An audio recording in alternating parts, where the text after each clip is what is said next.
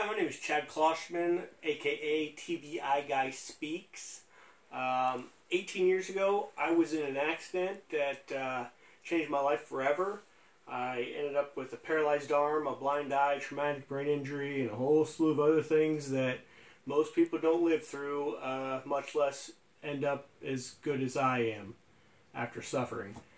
And over the last 18 years, I have really worked hard on trying to be independent for myself, because at one point in time, in the very beginning, I think the biggest thing is I couldn't stand waiting on people to tie my shoes.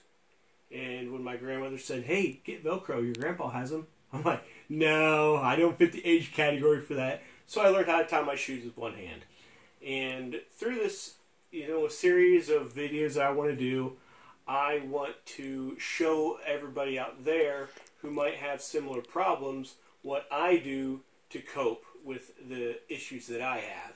And if it can help you or somebody that you know and care about, that's great. That's what I want to do. I have done everything from, basically I'm a guy that does all my own stuff for the most part. Anything that I can do. Once in a while I need a hand, no pun intended, getting stuff done, but I do what I can. I cooked for myself. I had to make gadgets up to be able to do that, simply for things like making a peanut butter and jelly sandwich. Simple, right? Well, it's not really easy getting peanut butter out of a jar that doesn't stand still when you're trying to scoop it out and you make a mess. Well, you don't really make a mess because it's peanut butter, but it's still a pain in the butt. But I made things to make it work for me better. And with that, I've, like I said, I've tied my shoes, I change my own oil in my cars, I mow the lawns, there's not much that I really need help with. Change diapers. But there are things. Change diapers. The one thing, though, now that I think about it, the funniest thing is when we had our son, my wife and I played it off that I couldn't change diapers. Well, she caught me changing a diaper one day, one-handed, and I never got to use that excuse again that I can't do it because I only have one hand. And needless to say, that kind of works that way with a lot of things today. I do things because I can't stand other people doing them for me, and so I will do whatever I can to make it happen. If it means coming up with a gadget, I come up with a gadget. And one of the videos I will end up showing you later on is a video of me cooking eggs.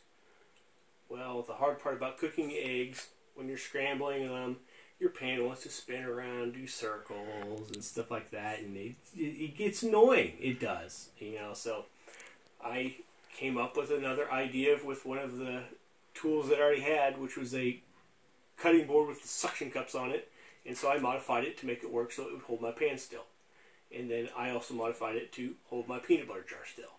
So there's all kinds of things like that that I do that hopefully can help somebody else improve their way of life, I guess you might say.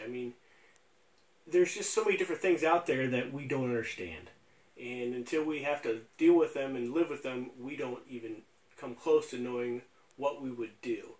So with my 18 years of experience, I guess you might say, I want to show everybody out there what they can do to make life easier.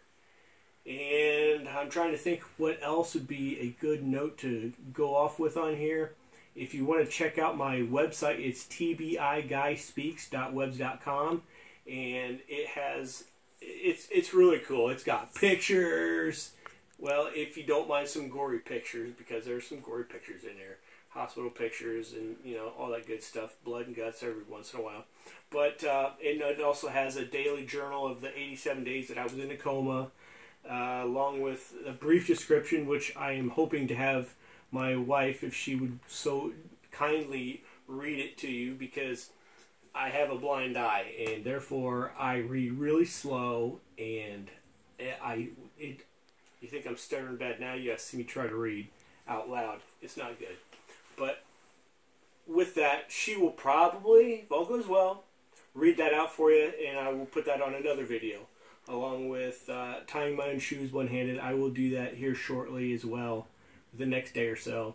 And I think we actually have a video of me doing scrambled eggs, and I will put that on there too.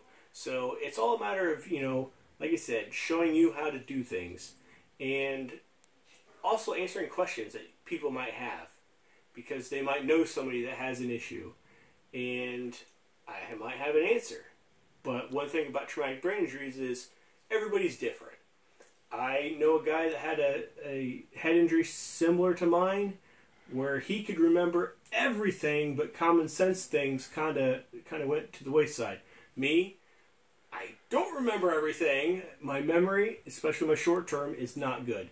But common sense and things of that nature, I'm really good with. So it's really weird how a head injury affects people differently. And it's just, I don't know. I'm trying to think of other things that I might want to throw in here, but like and subscribe. Like and subscribe. I got one. Yeah. I would ask that anybody that watches this to like and subscribe to my channel. I'm just getting started with it, and so I am kind of tongue twisted a little bit, forgetful here and forgetful there, but I blame that on the head injury. It's been that way for 18 years, and unfortunately it's not going to change. I would like it to, but that's not going to happen. Anything else I can think of? I'll just give you a little bit more brief description about my life. I mean, after my accident, like I said, I was in a coma for 3 months. I was in hospitals for 2 more months after that. I had to learn how to walk again, talk again, and I'm a talker, if you haven't been able to pick up on that yet. So me talking again, I wasn't sure how that was going to work out, because I had a tracheotomy, as you can tell. I had my throat plugged up, or I had a hole in my throat. And I was very fortunate they ended up letting that heal so I could talk again. I had a feeling my family wasn't going to let it heal just so I would shut up, but I was fortunate in that area. But for 3 months, like I said, I was in a coma. I was in hospitals, 2 more hospitals for 2 more months after that, and then I was released, and it's been a journey ever since. And you would like to think that, well, after so much time, you're done. But it's not that way. You change. There's more things to learn every day of your life. Whether you're suffering and going through something like I have been through, or you're not. There's things that we all learn every day that we have to really take grasp of, and just take what you can out of it so you can have more worth in your life. There's always some easier way, some better way, and one very, very big way that helped me out a lot was definitely putting God first and foremost in my life, because I should not be alive. I had 8 cracked vertebrae in my spine. They said I'd never walk again. Well, I'm walking. They were afraid that I wasn't going to live. I had 900 cc's of fluid wrapped around my heart and lungs. So, and septic poisoning. I mean, those things there should have killed me. But God was looking out for me. And I believe firmly that what He was saving me for was for my wife that I have now and my son, because they're 2 people that are absolutely amazing. My wife had her own traumatic incident where she had a colon rupture, and so I was there by her side for all of that, where she almost died from it. And I remember one day in the hospital, she was getting ready, this was less than a week after her incident, and she was getting ready to call the nurse to come and change her colostomy bag, and I smacked her hand and said, "No, you're not." And she didn't want to do it, but I had to play tough love, and I said, "I'll tell you what, I'll trade you that shit bag for 6 months, and you can have my paralyzed arm, my blind eye, and my traumatic brain injury for the rest of your life."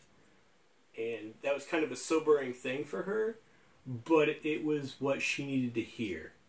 And after 6 months, of course, everything healed up fine, and she doesn't have the colostomy anymore. But guess what? I still have a blind eye, I still have a paralyzed arm, and I still have a traumatic brain injury. That's not going to change.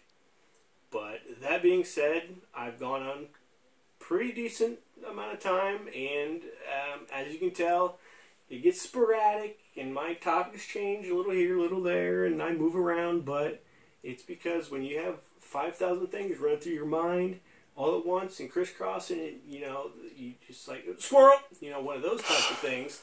And so I lose track of my topics once in a while, and I apologize for that. But when it comes to showing you things, like when I do show you how to tie your shoes with one hand, or how to cook using the utensils and things that I've come up with, you know, I'll be more focused on that, I promise.